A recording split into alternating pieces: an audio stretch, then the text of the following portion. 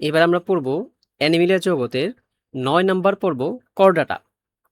এই যে আমরা সুবিশাল জীবজগতে আমাদের চারপাশে যেই প্রাণীগুলো সবচেয়ে বেশি দেখি, এরাই হচ্ছে করডাটা। অ্যানিমেলিয়া জগতের সবচেয়ে বৃহত্তম পর্ব ছিল হচ্ছে আর্থ্রোপোডা, কিন্তু করডাটা পর্বের প্রাণীদের আমরা সবচেয়ে কি বেশি দেখি এবং আমরা তাদের সবচেয়ে বেশি সংস্পর্শে আসি। তাহলে করডাটা কি দেখো, এই করডাটা শব্দটা ল্যাটিন শব্দ কর্ড এবং এটা থেকে এসেছে। কর্ড মানে হচ্ছে, কর্ডের ইংরেজি হচ্ছে কর্ড, যেমন গিটারের তারকে কি বলে, কর্ড বলে। তাহলে কর্ড মানে হচ্ছে রজ্জু, রজ্জু। আচ্ছা, আর এটা মানে হচ্ছে বহন করা। তার মানে কি, যারা রজ্জু বহন করে। তাহলে মানুষ কি এমন রজ্জু বা এই প্রাণীগুলো কি রজ্জু এমন বহন করে যে তাদের কি বলে, করডাটা বলে। তারা যে বহন করে, তারা হচ্ছে স্নায়ুরজ্জু বহন করে। তা এই যে করডাটা পর্বের প্রাণী, এদের কি থাকবে, স্নায়ুরজ্জু থাকবে, স্পাইনাল কর্ড। স্পাইনাল কর্ড, এদের কি থাকে, স্পাইনাল কর্ড থাকে। স্পাইনাল কর্ড বা স্নায়ু রজ্জু, এই স্নায়ুরজ্জু দিয়ে তারা কি করে, তাদের মস্তিষ্ক থেকে সংকেত পুরো দেহে হচ্ছে এই স্পাইনাল কর্ড বা স্নায়ুরজ্জু দিয়ে যায়। এটা হচ্ছে এই স্নায়ুরজ্জুটা মেরুদণ্ডের ভিতরে কি থাকে, সংরক্ষিত থাকে। তারপর হচ্ছে মেরুদণ্ড থেকে পুরো দেহে ছড়িয়ে পড়ে। তাহলে দেখো, এই যে করডাটা, এরা কি পৃথিবীর সকল পরিবেশে বাস করে। সকল পরিবেশে বলতে কি, সকল পরিবেশে তুমি যদি করডাটাকে খোঁজো, আমরা একটু পরে জানবো কারা করডাটা, তখন দেখবে তারা স্থলে, জলে এবং আকাশে তাদের কি দেখা যায়। তাহলে এরা গেল হচ্ছে কি করডাটা। দেখো, এই পর্বের প্রাণীরা সারা জীবন অথবা ভ্রূণীয় অবস্থায় পৃষ্ঠীয় দেশ বরাবর নটোকর্ড অবস্থান করে। আচ্ছা, তাহলে কি, যে এই পর্বের প্রাণীর সারা জীবন অথবা শুধু ভ্রূণ অবস্থায় মানে কি, যখন সে মায়ের গর্ভে থাকে, পেটে থাকে এবং খুবই ছোট থাকে, প্রাথমিক অবস্থা, এটা হচ্ছে কি ভ্রূণ অবস্থা। তাহলে তাদের ভ্রূণ অবস্থায় তাদের পৃষ্ঠীয় দেশে মানে পিঠে কি থাকবে, নটকট থাকবে। পরিণত অবস্থায় থাকতেও পারে, আবার নাও থাকতে পারে। এই যে সারা জীবন অথবা ভ্রূণ অবস্থায়, মানে সারা জীবন থাকবে অথবা তাদের জীবনের সবচেয়ে প্রথমের পর্যায়ে, মানে কি, যখন তারা মায়ের গর্ভে থাকবে, তখন তাদের কি থাকবে, নটকট থাকবে। এবার আসো, নটকটটা কি। নটকট হচ্ছে যে একটি নরম, নমনীয়, দণ্ডাকার, দৃঢ় ও অখণ্ডায়িত অঙ্গ। আচ্ছা, নটকটের কাজ কি, এই নটকটে পরিণত অবস্থায় এটা মেরুদণ্ড দ্বারা প্রতিস্থাপিত হয়। পরিণত অবস্থায় মেরুদণ্ড দ্বারা প্রতিস্থাপিত হয়, মেরুদণ্ড দ্বারা প্রতিস্থাপিত হয়।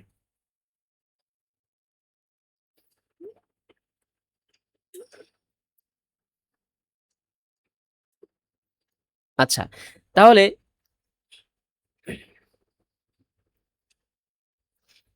তার মানে কি, পরিণত অবস্থায় এই যে করডাটা পর্বের নটকট থাকতেও পারে, আবার নাও থাকতে পারে।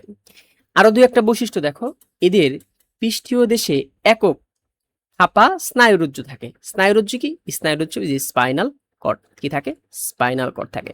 এই স্পাইনাল কর্ড দিয়ে মস্তিষ্ক থেকে সংকেত কি সারা দেহে যায় এবং আসে। স্পাইনাল কর্ড থাকে, স্নায়ু প্রেরণ করে। আচ্ছা, একক অথবা ফাঁপা স্নায়ুরজ্জু থাকে। এদের সারা জীবন অথবা জীবন চক্রের কোনো এক পর্যায়ে পার্শ্বীয় গলবিলীয় ফুলকা ছিদ্র থাকে। কি থাকে, সারা জীবন অথবা কোনো এক জীবনের কোনো এক পর্যায়ে ফুলকা ছিদ্র থাকবে, গলায় ফুলকা ছিদ্র থাকবে, যেমন কি মাছের সারা জীবনই থাকে। এদের যদি আরো দু একটা বৈশিষ্ট্য লিখি, দু একটা ইম্পর্টেন্ট বৈশিষ্ট্য হচ্ছে, এদের রক্ত সংবহন তন্ত্র বদ্ধ ধরনের। রক্ত সংবহন তন্ত্র বদ্ধ ধরনের হয়। রক্ত সংবহন তন্ত্র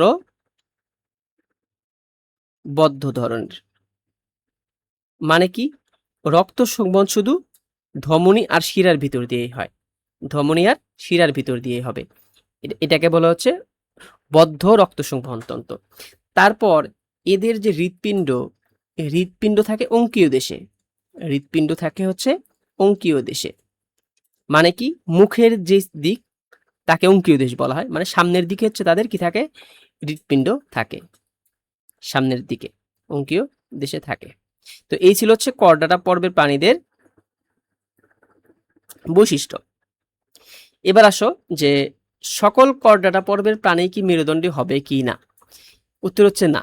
যে কি আমরা এখানে পড়েছি, দেখো যে নটকট্টা সারা জীবন থাকতে পারে অথবা ভ্রূণ অবস্থায় থাকতে পারে। যাদের সারা জীবন থাকে তাদের কি পরে মেরুদণ্ড দ্বারা প্রতিস্থাপিত হয়, আর যাদের সারা জীবন থাকে না তাদের কি বিলুপ্ত হয়ে যায়। তার মানে কি যে সকল করডাটা পর্বের প্রাণী যে মেরুদণ্ডী হবে এমন না, মানে বিলুপ্ত হয়ে যেতে পারে। দেখো সকল মেরুদণ্ড প্রাণী করডাটা পর্বভুক্ত, কারণ কি করডাটা পর্বের প্রাণীদের সারা জীবন অথবা ভ্রূণ অবস্থায় দেহের পৃষ্ঠীয় দেশ বরাবর একটা নরম দণ্ডাকার দৃঢ় ও অখণ্ডায়িত নটকট থাকে। শুধু উন্নত করডাটায়, মানে সবারই থাকবে কোনো একটা পর্যায়ে, কিন্তু শুধু উন্নত করডাটায় এটি মেরুদণ্ড দ্বারা প্রতিস্থাপিত হয়। শুধু উন্নত করডাটায় এটি মেরুদণ্ড দ্বারা কি হবে? প্রতিস্থাপিত হবে। আর অনুন্নত করডাটায় কি মেরুদণ্ড থাকে না। তার মানে কি করডাটা পর্বের প্রাণীদের মেরুদণ্ড থাকতেও পারে, আবার নাও থাকতে পারে। এবার দেখো এই করডাটা পর্বকে 3টি উপপর্বে ভাগ করা হয়: ইউরোকর্ডাটা, সেফালোকর্ডাটা, আর একটা হচ্ছে ভার্টিবাটা। এই যে ভার্টিবাটা, এই ভার্টিবাটাদেরকে বলা হয় মেরুদণ্ডী প্রাণী বলা হয়। মানে এই শুধু এই দুইটা, এই ভার্টিবাটা পর্বের প্রাণীদের কি থাকবে? মেরুদণ্ড থাকবে। আর এই দুই পর্বের, উপরের দুই পর্বের মেরুদণ্ড থাকবে না। আর এদের কি মেরুদণ্ড নাই, মেরুদণ্ড নাই, নাই। তারপর আসো আবার দেখো এই যে ভার্টিবাটা, এই ভার্টিবাটাকে আবার 7টা সুপার ক্লাসে ভাগ করা হয়, 7টা শ্রেণীতে উপশ্রেণীতে ভাগ করা হয়: সাইক্লোস্টামাটা, কন্ডিকথিস, অস্টিকথিস, উভচর, সরীসৃপ, পক্ষীকুল, এটা ফুল লেখা আছে, পক্ষীকুল হবে, স্তন্যপায়ী। এবার আসো ইউরোকর্ডাটা। ওই যে কর্ডাটা পর্বের প্রাণীদের 3টা ভাগে ভাগ করা হয়েছিল: ইউরোকর্ডাটা, সেফালোকর্ডাটা, ভার্টিবাটা। তার মধ্যে 1 নম্বর হচ্ছে কি ইউরোকর্ডাটা।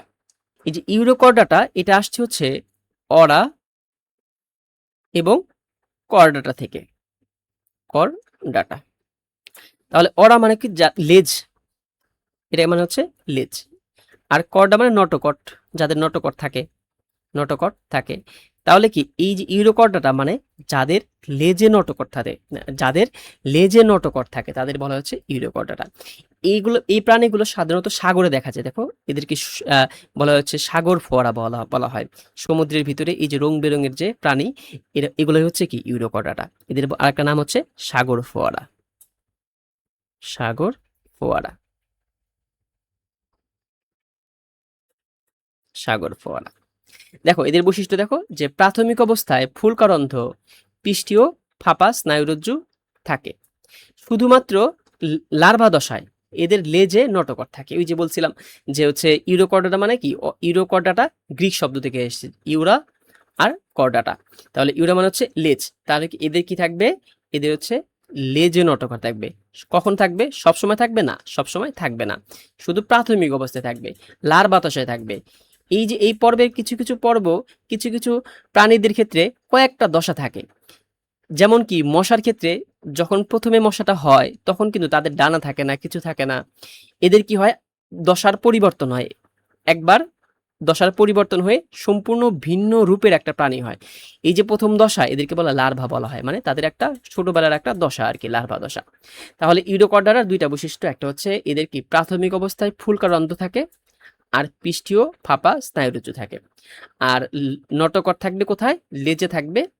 আর কখন থাকবে? শুধুমাত্র লার্ভা দশায় থাকবে, সম্পূর্ণ প্রাণীতে থাকবে না, সম্পূর্ণ প্রাণীতে থাকবে না, সম্পূর্ণ প্রাণীতে, সম্পূর্ণ প্রাণীতে থাকবে না, প্রাণীতে থাকবে না। মানে প্রাণীটা যখন বড় হবে তখন কি এদের থাকবে না, বা সারা জীবন থাকবে না, সারা জীবন নটকট থাকবে না, সারা জীবন নটকট থাকবে না।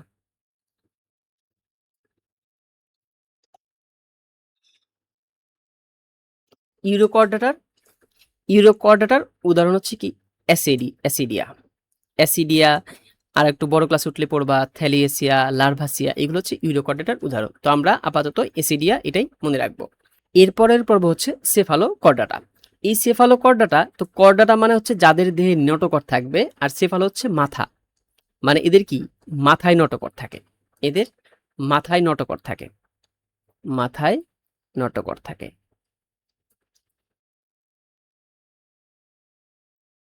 এদের কিছু বৈশিষ্ট্য দেখো, যে এক নম্বর হচ্ছে সারা জীবনই এদের দেহে নটকর্ডের উপস্থিতি লক্ষ্য করা যায়।